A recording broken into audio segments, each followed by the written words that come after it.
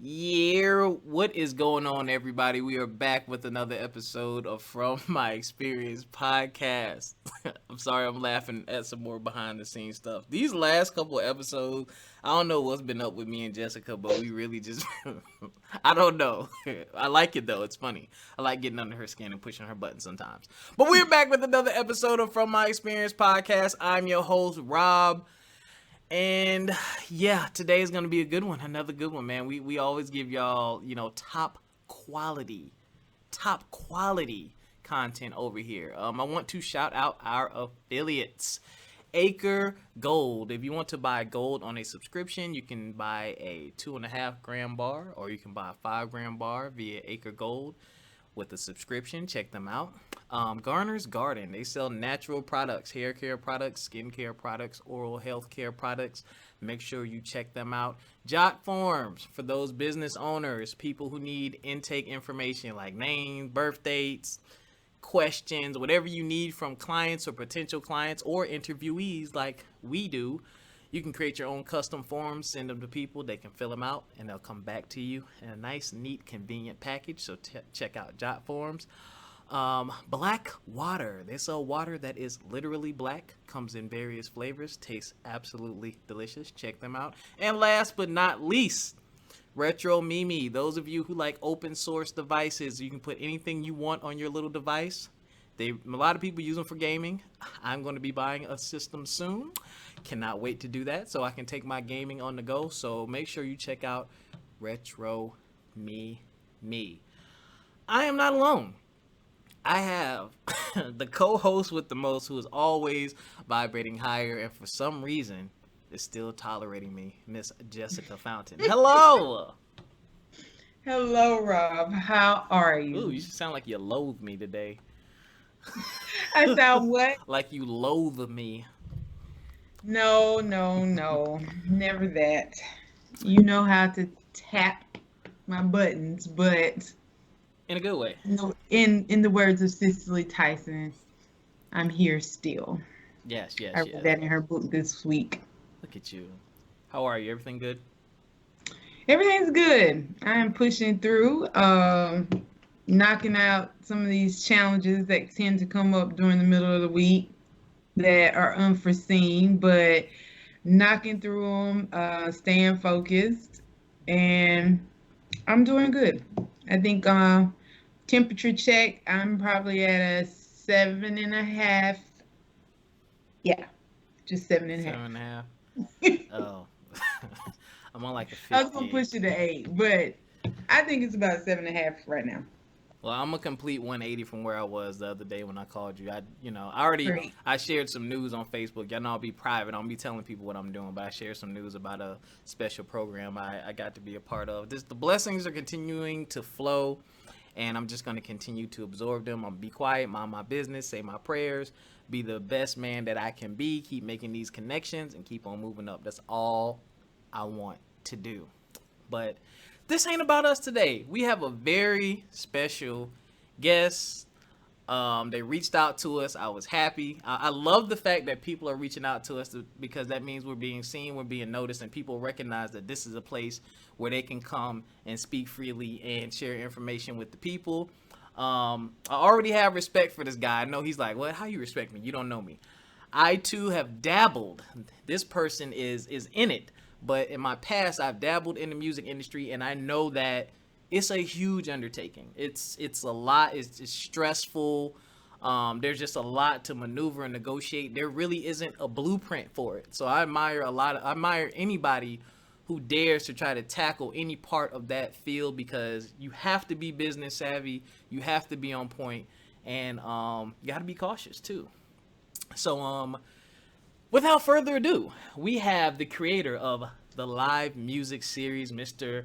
Lawrence Carrington. Woo! Yo, how's it going?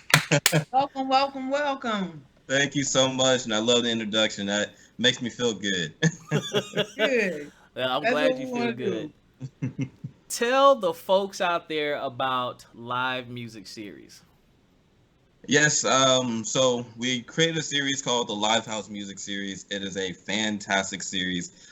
Basically, what we do is it's pretty much paying homage to the MTV Unplugged back in the day, because that was my favorite show to watch as a kid. Nice. So I love the aspect of taking your favorite artists, putting them in front of an interview chair, and let's take a deep dive into who they are as a person. Because we love the music and we invest in the music, but I love to invest in the person.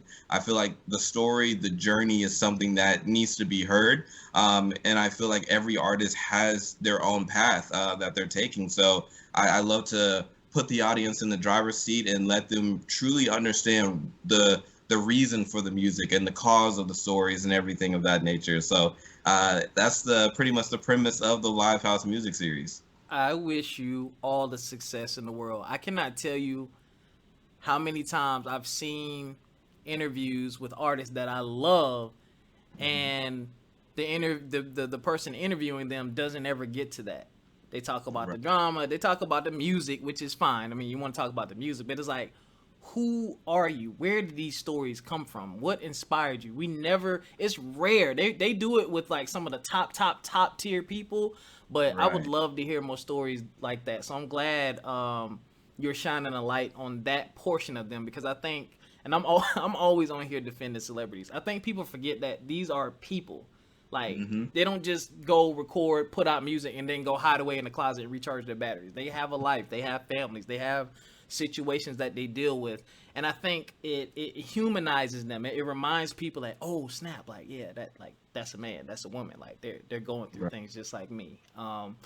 So what inspired this? Like, the LiveHouse series basically came to me, like I was saying, when I was a young kid. MTV Unplugged is something that was very special to me. Like, I loved watching like Jay-Z back in the day on the series, and I love all genres. So even watching 30 Seconds to Mars, rock band, getting to hear about their story, Incubus. So there's a lot of different, eras, and there's a lot of different groups where like I might not like that particular genre, but once I actually get to understand the story behind the music, then I'm like, okay, cool. I kind of see where you're coming from, and the music hits a little bit different. So yeah, and I love to meet people for themselves. And sometimes, as you say, that Hollywood stigma is, we only know what we read about them. Yep. So let them actually tell their story from their own mouth, and that's kind of what inspired it. Excellent. Go ahead, Jessica. You cheesing. Well, I love music and I love live music, so I think it's a great concept in general. And I mean, that's what this platform is about, diving into people's stories. So I'm just kind of listening, taking it all in. My smile, Rob, tends to stop me. But yeah, I think it's a creative way to give people more than what they normally would have access to. Right, absolutely. And the best thing about it, it also gives our local artists a platform as well. A lot of local artists are trying to reach that new level of, notoriety and things of that nature. So I want to be able to create a platform for them, especially in the city of Dallas, where it does get super hard to market your music, and it gets super hard to bridge that gap. So with creating a series like that, it puts them on another platform and allows them to showcase themselves as an artist, but also as a performer. Not only are they being interviewed on this platform, they're also performing in front of a live audience in a more intimate setting.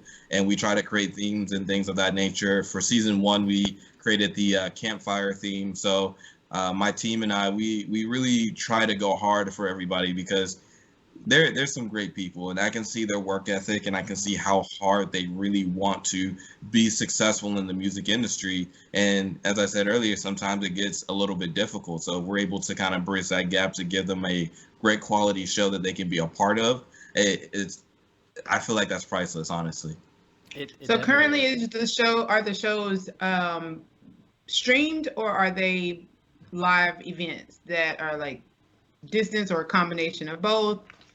Right. So right now they're just a production series. We are currently in the editing process. We just finished wrapping episode 1 as far as in the editing. All the seasons have already been completely filmed. Oh, wow. But we have partnered up with Black Contemporary Television, BCTV. Ooh. They're actually going to be airing our show coming up in the next couple of months, but we are doing a launch party in April. So we're super pumped about that, and we're also going to be doing an exclusive digital live stream event as well, showcasing the first episode. So I'll definitely make sure to keep you guys on the list so that you're able to, experience it, and of course, give us your feedback. We're super open to it, and we want it to grow. We want it to be a lot bigger than what it's becoming so far. Wow. Awesome. Congratulations on accomplishing all of that.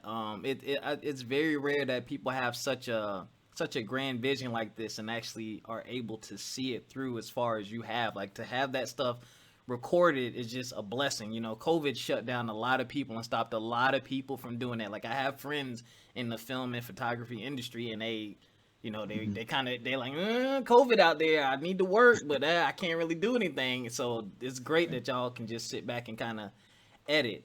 Right. So, gosh, I have a few questions here. What what would you say was the most difficult part in getting started with this? Um, that is very interesting. For me, I like to do everything. I'm a very, I'm a very hands-on person, and these last couple of years, because LiveHouse technically started back in 2015, we've had a couple of shows and a couple of events, but really finding the right people to be a part of the project to bring it to the standard that I want it to be at. Now that's the part that takes patience. So with every LiveHouse, I take those as learning lessons. Yep. So those were definitely, of course, they went well, but in my eyes, they were kind of failures, Mm-hmm. but they were also lessons. So I learned a lot for it. And then once it was time and God was like, okay, these are the right people you need to work with, Yes. then that's what we did. So it's just, it took a lot of patience. You're doing the right thing. I went through the same thing with this podcast. Mhm. Literally, we started around 2015, 2016. I went through the Right. same thing, had different co-hosts, and then I ended up being by myself. And now I have the beautiful, wonderful, who's always vibrating higher. Jessica has been like, she was everything that I needed. I just didn't know I needed her until I had all the other stuff. And now I can't Right. let her go. I'm like, we Thank you, get each Rob. other. That's my That's Yes, executioner you do. right there. She executes very well. Um, perfect. I got a loaded question for you because it seems like we might be close in age and kind of from the same era. When it Okay. comes to the music industry, I hear people discuss this all the time. Do you think it's easier or harder for an artist to get on nowadays versus back in, like, I would say the 90s, maybe 2000s? You think it's easier now, or do you think it's harder? I do believe the music industry is very oversaturated because there's a lot of people who want to um, be musicians. At the same time, it depends, honestly. There's a lot of different variables. You can be if your work ethic is great, I feel like you'll make it eventually. Mm-hmm. But it depends on what type of work ethic you're bringing to the table. I feel like with music these days, you really have to plan your campaigns, and you really have to, really do what these artists nowadays who are bigger are doing. I feel like less content and more marketing. Mm. And I know a lot of artists might disagree with that, but I feel like if you have a solid team that's able to campaign you like you're running for president, it you take your time with that one album, drop a couple of singles, really work on the marketing, the photography, whatever you need to do revolving around that particular project, and then drop it then. Back in the day, of course, genres are a little bit different. You have your rock, you had your rap, you had like your metal and stuff like that. So genres weren't as crazy. So I feel like it might have been a little bit easier, but you still have stories about back in the day, New York grunge bands not making it, but they're performing in front of like 30 people at their local hometown. Yeah. So it just depends. I feel like it's still one and the same. It's just how you market.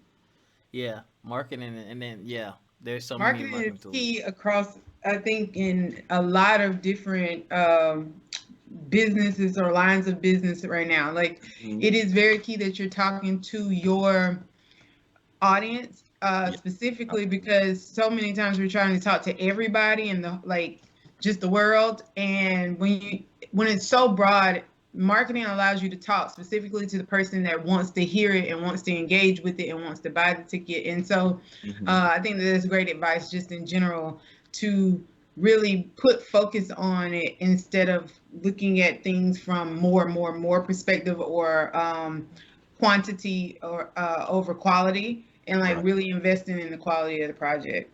Absolutely. Yeah, definitely don't be afraid to take your time. I know a lot of people are like, if I don't put out something, they might forget about me. But at the end of the day, if you put out something that is really worth something, I feel like the anticipation of something new, I feel like I'd rather have people ask me for something rather than me constantly giving it to them and they're just like, oh, okay, Yeah. we Right. kind of had enough.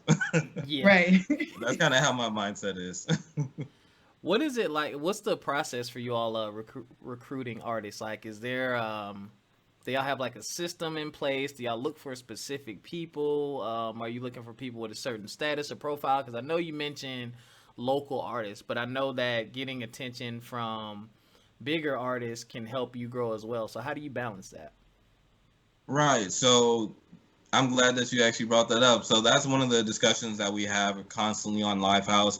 Our team is very diverse. So we have a couple of team members who are actually pretty big in the industry who can actually reach out to bigger artists and have those connections. And then, of course, myself and a few other team members, we actually know a lot of artists because, we're in that industry and we've had discussions to where they're trying to grow in the ways that they can grow. But the way that we're going to structure it is to where it's pretty balanced for the most part. I don't want to have a system to where artists who just have money are able to pay and then I don't like their music at all just get on the system Right. because then it becomes like every other platform that is, on social media. Yep. What our goal is you have to actually submit a application to us. We want to listen to your music, and it's not just going to be the team itself because I feel like it could get kind of biased if we all like a specific something and if it's too different. But we actually have a group of avid music listeners who listen to pretty much everything, and we send it to them, and they're like, if they like it and they see the potential of it, then you get to be on the series. But it's not to where you just have money, you can just throw it at us, and then we're just like, oh yeah, get on there. So we actually have to like you, and it doesn't matter what your fan base is. We do want to mix it up. We are talking about possibly putting a big name artist on our season finales, just because it helps out everyone in the longer, run. Yeah. If you mix a big artist with a, smaller artist. So we're just trying to make sure that everyone is able to grow. You mentioned something that I'm really glad you mentioned, the local artists. Mm-hmm. Because I went through this. I wasn't an artist, but I had a record label back in the day. I'm not gonna get into all that. And it was really tough because a lot of the DJs where we were in South Carolina, it was a weird. We came in at a weird era. It was the snap music era. It was the crank that era.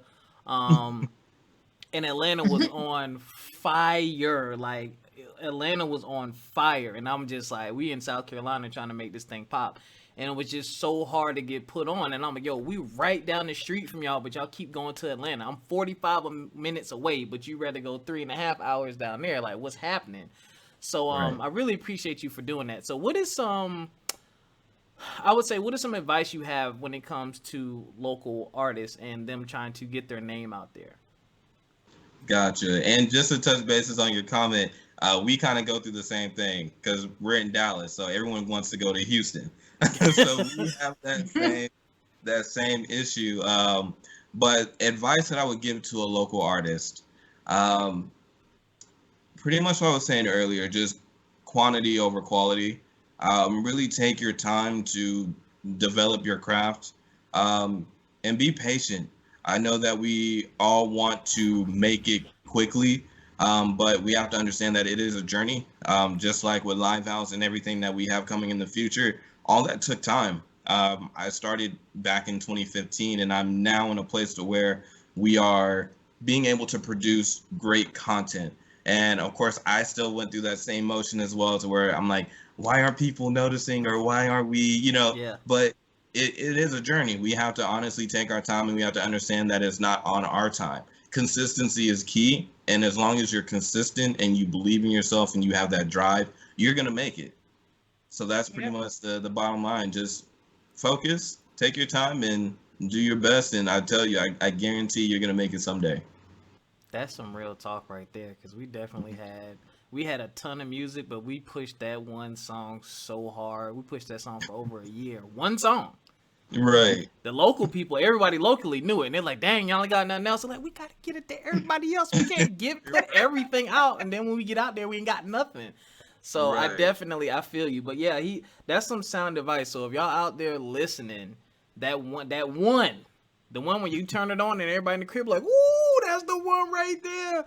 Push it, man. Push it, push it, push it, push it until it gets to who it needs to get to. But you still need to be Right. cooking up, because they're gonna be like, "All right, that was hot, but what else you got?" Definitely keep Right. that in mind. Jessica, I'm tagging you in. Tag, I'm it. So I'm gonna switch gears a little bit Okay. because I saw on your intake about fight choreography, and I just want to know more about that because I've never heard of that term or concept, and so I wanted to hear from you what that looks like, entails, and what's that about. Gotcha. So I grew up doing martial arts. Okay. Um, Basically, when I was in, I think this is when I just graduated high school. A couple of my friends, they went to SMU, and we all did martial arts together. So they hit me up, and their company's Mad Outlaw Films, and they wanted to do an action film. So of course, I was like, "Hey, I'm down."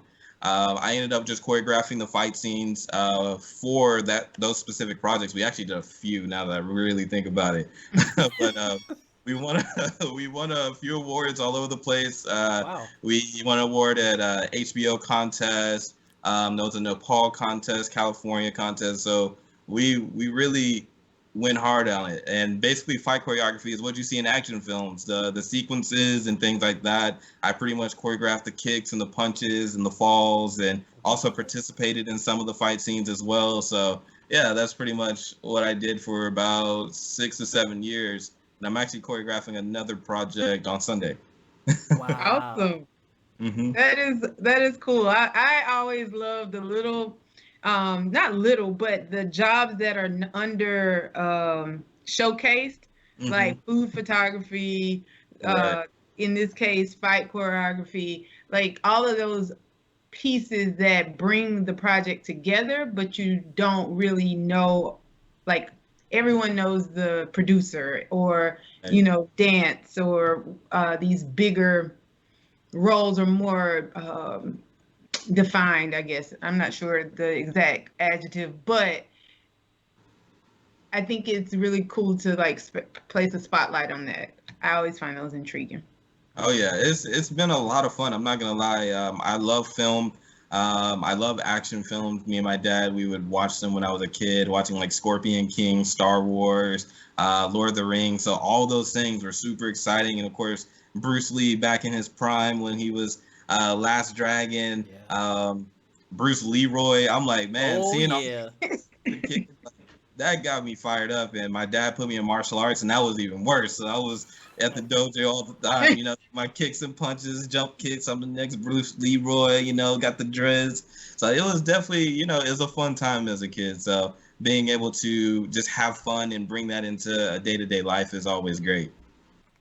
Good deal, good deal. Hmm. Fight choreo. I saw some of your stuff on your IG page too. I was like, okay. Oh yeah. Yeah, that's it's funny. That's like the key. Those are like the key moments, man, when it comes to movies. A lot of the times, like there's always a few lines, typically with the action story. I mean, Hmm. action movie. The storyline is kind of predictable. But if you Right. got that fire fight scene, people will watch that movie over and over and over and over again just to watch those fight scenes, man. So kudos to you for doing that, man. It sounds like you living out all your dreams. Like, I'm trying. Yes. I'm trying. When I was a kid, I had a book, and I pretty much just planned out everything that I wanted to achieve, and that was kind of like a promise I made to myself. It didn't really matter how long it took, but I was going to do everything. I wanted to make movies. I wanted to, make a video game channel or, whatever it might be. mhm. So I'm going to do it. I don't know when, but I'm gonna eventually check everything off that list. And that's pretty much how I live life, just having fun, just enjoying. Now Awesome. you said you and your friends started out recording in a closet. Yeah. You rap? No, I did R&B. Oh, okay, okay. Yeah, so I was saying a little bit. I have a song that actually is coming out in a few months. But my cousin, Black, he's a hip hop artist. He went to college and he came back and he was like, "Hey man, I really want to rap." And he's actually the one who started the whole LiveHouse premise because I wanted to showcase him. He was so Excellent. talented and so lyrical, and he pretty much got me into the music industry. So working with him, we went to my friend's house, recorded in the closet. Quality wasn't great, but it led to a bunch of events that led to a bunch of events that led to where we are today. So Yes. it's as long as you start. I think that's just Getting a started. Yeah, I was about to say that. Yes. If you have not recorded in the closet, I don't know you like that. You have to Right. like everyone before. Man, we bought. We stapled. What's the thing you put on top of the mattress to make the mattress softer? I forget The what you egg call it. crate. The Yeah, egg the egg crate. crate. We took that and stapled it to the ceiling and made a booth. And people would Yeah. record in there, had magnetic clips on it so it would close. People would come out sweating because it's Right. mad hot. Because our closet was too small, yo. Yep. You But say you got to make it work. There's no excuses if you want it, and especially how technology is today. If you really want it, you just got to go for it. for sure, man. Y'all have a lot of access today, man. A lot of access. Man, see, now you inspired me to finish my project, but we Okay. won't go there. We'll talk about that another time. You said something very interesting. You said you were inspired by freedom. Hmm. So tell me about your experiences with freedom. What is it about freedom that just made you say, you know what, I'm gonna live my best life. Right. So when I was younger, I lost a friend who was very close to me. And he was super young, and those things right there, those really affect a person in different ways. The way it affected me is I I don't want to live my life fueling the machine, in a sense. For me personally, I work extremely hard in order to live the life that I want to live. I don't want to feel bound by money. I don't want to feel bound by any type of worries in a sense. Freedom is just being able to be the best you that you can possibly be, create a path for yourself to where you're able to wake up whenever you want to and be with your family, create whatever you want to. I feel like God gives us talents and he gives us skills to utilize those for good. And, creating these platforms and creating music and films and stuff like that, that's me expressing me, and that's me living to my fullest potential, and that's me feeling free, honestly. Wow, I needed that. No, you don't understand. I needed that. A lot of things have been shifting in my life. The last year of my life has been interesting. It's taken like a 180-degree turn, and I'm on like a very steep incline. Like I feel like I'm going vertical right now, and I need to keep that in mind because the sky's the limit. I could not tell you a year ago that I'd be getting the opportunities or even be sitting and have an opportunity to speak with someone like you that's doing something so great. And we get to catch you before it's big. We be getting the That's pretty exclusives. Hey, you can always reach out to me. I don't believe in the too big thing. I just honestly want to create. I want to help people, and I just want to just be the best I can possibly be. So of course, anytime, reach out to me. Absolutely, absolutely. So, what can someone expect when they come to one of your events? I know you've recorded some things. Can you give us a little bit of insight of what we're gonna see, how it's gonna go, just a little bit, a little exclusive? I can definitely let you know something. So with the event itself, if you were to come to the live event, and let me first say it's going to be super exclusive. What we want to create for the event is different from what you'll see in the actual visual series. For the series, of course, it's going to be more docu-series style. But for the actual event itself, we want to create an experience for you. We have a lot of different things that we try to line up. Like one event, we had a chiropractor come out. We had the colored lights, bringing out painters and things of that nature. So we really want everyone who comes to the event to feel exclusive. We want them to feel great when they come in. Because I've been to a lot of shows, and I don't like the aspect of everyone kind of just standing in their own little huddles and Yeah. drinking their drinks and not socializing. We want people to get to know one another. If we have bloggers, podcasters, interviewers there, we want everyone to socialize. We want to create that experience to where you have no choice. If you're looking at a painting that's done by a black artist and you're asking questions and stuff like that, they're able to actually reach out, network, and market with you immediately. So we're trying to create something of that nature. Excellent, excellent. Jessica, Mm-hmm. yeah, I'm gonna keep tagging you in. Well, I don't know. So Snoop Dogg, that seems to be. Yes. I would have, and it's so funny to me because I would not have guessed that in a lineup for you after talking to you briefly before the show, and even in this conversation, which nothing's wrong with Snoop Dogg, it's just a polarity from Right. what you give off. But tell us about your appreciation for him as an artist and him as a person. You deemed it as, tell us about it. Absolutely. So I admire Snoop Dogg for a different reason than I know most people might admire him for. Of course, his music is great and fantastic, especially his journey and how he, switched labels and got out of his situation and things like that. But if people really notice what Snoop Dogg is doing today, this man does whatever he wants. He's in the most randomest places, and that's something that's super inspirational to me. Like Snoop Dogg literally was on wrestling. I watched a Bollywood film, and he was at the end of a Punjabi film doing a music video. I was like, "What?" This man literally does Martha everything. Stewart. Martha Stewart, cooking shows, commentary for Mike Tyson's boxing. Angela Rye. I saw Right. him on there with her. This So, man, he's honestly someone to look at. I feel like a lot of people don't really notice what he's doing, but he's everywhere. Anything that he wants to do, he does. And I feel like that's a brilliant thing, especially with him being an older man too. He does not stop. Yeah. I feel like that's no excuse to anything. Anybody, if you want to do something, like literally look at Snoop Dogg. He does everything.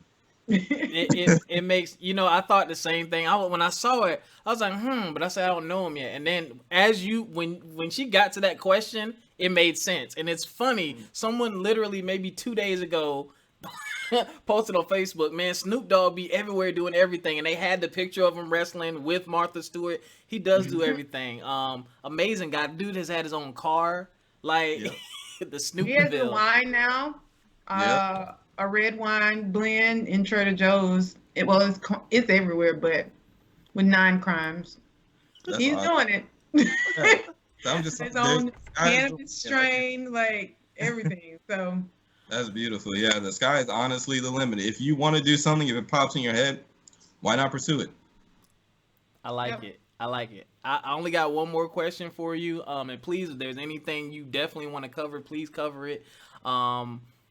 Don't leave this space without getting everything off your chest and letting the people know everything you want them to know in this interview. But the question I have for you is, which you kind of answered. You answered it already. Because I usually ask people, what advice do you have someone who's probably listening right now, looking at what you're doing, and saying, man, I want to do something similar. But you've kind of already given them that advice. So let me ask you this question. I don't know if you're a future planner or not, but what are you looking to overall? What are you looking to get out of this series? Do you kind of have a vision for where it's going and where you would like it to be? Not necessarily a timeline, but kind of like, this is where I see this one day. Gotcha. So as far as future planning, I swear I plan like 30 years in the future. I'm not joking. I love to plan, and when I create projects, I always create the what they tell you in school, the 5-year goal, 10-year goal, and stuff Yeah. like that. So that's kind of how I try to plan because it just kind of keeps me organized. But as far as LiveHouse in particular, we are pushing to use this series to, of course, create a platform, but also bridge the gap for artists who are wanting to maintain being a independent artist and being able to, do their own tours and things like that. Because we want it to be a little bit more than just a place where they come and perform, and then of course it's pretty much posted and that's it. We want to actually create a cycle to where they're able to come in, and they're able to get interview spins, and they're able to get on our radio network that's coming up fairly soon. So we're trying. Yeah, so we're trying to make sure that they're actually able to build their career, build their EPK. So we're giving them a lot of different services. And of course, with BCTV, the sky's the limit, honestly, with that.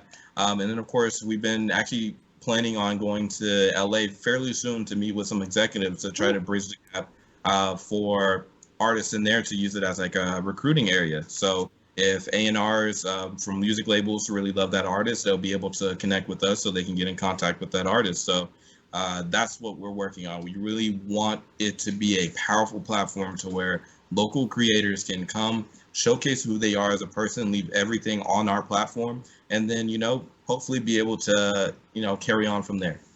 Y'all hiring? You're like, I'm signing up. Listen. Hey, yeah, I got y'all. The energy you give off, man. If that was still my world, like I probably would move to Texas. Like just the way you're talking, y'all can't see because this is a recording. You look excited. Like you look excited. You like, yes, let's go. Those are the kind of people that I love connecting with because I know that they're serious. Awesome stuff, man. Jessica, you got any other questions for Lawrence? I do. I'm kind of on the same page with you, Lawrence, with getting behind the artist. So I'm trying, my questions are more personally based, but podcast or Netflix, like what is your go-to when you're trying to like decompress, come down? Are you a podcaster to listen to or YouTube? What is your choice of decompression after a day? Gotcha. So it depends on the day, honestly.